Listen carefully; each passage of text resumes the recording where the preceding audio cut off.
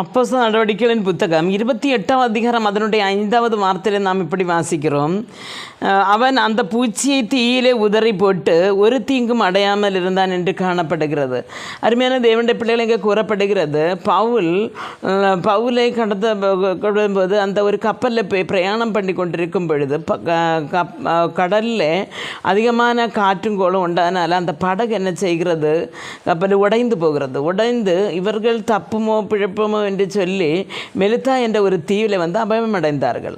அப்போ அந்த இடத்துல இரவாக இருந்தது. அதுவும் இல்லாமல் மழை, பனி, குளிர் அப்படியெல்லாம் உள்ள ஒரு கஷ்டமாக சூழ்நிலை இருந்தபடினால ரொம்ப தணுப்பாக இருந்தது. இப்போ அவர்கள் கொஞ்சம் உடம்புக்கு அனல் மூட்டை என்னென்னா சூடு கிடைப்பதற்காக கொஞ்சம் விறகுகளை புறக்கி போட்டு அப்படியே தீ கொடுத்து கொண்டிருந்தார்கள். அப்போது அப்படி பவுலும் விறகு புறக்க போன டைமில் அதில் ஒரு அனலி பாம்பு இருந்து அது இந்த பவுலை கடித்தது. அவன் என்ன செய்தான்னு சொன்னால் அது தன்னுடைய கையில் வந்த பொழுது அவன் அது ஒரு மெதுவாக இப்படி குடைந்த போது அது அந்த தீயிலே போய் விழுந்து அது கரிஞ்சு போனது.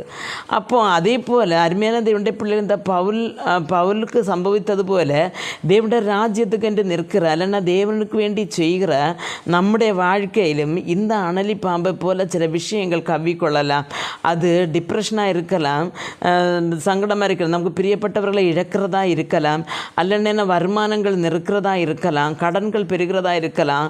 அப்படி சுவிசேஷத்தின் பொருட்டு மத தீவிரவாதிகளால் வருகிற உபத்திரவங்களாக இருக்கலாம். இப்படி எவ்விதத்திலோ நமக்கு ஒரு கஷ்டங்கள் வரும்பொழுது எப்படி சொல்வார்கள், இந்த பவுலை பார்த்து இவன் என்ன பாவம் செய்தான் அதனால தான் இவனை மட்டும் பாம்பு கடிச்சதுன்னு சொன்னது போல இவன் என்ன பாவம் செய்தபடியினாலே கர்த்தர் இவனை வாதிக்கிறார் என்று சொல்லி சொல்லுகிறார்கள்.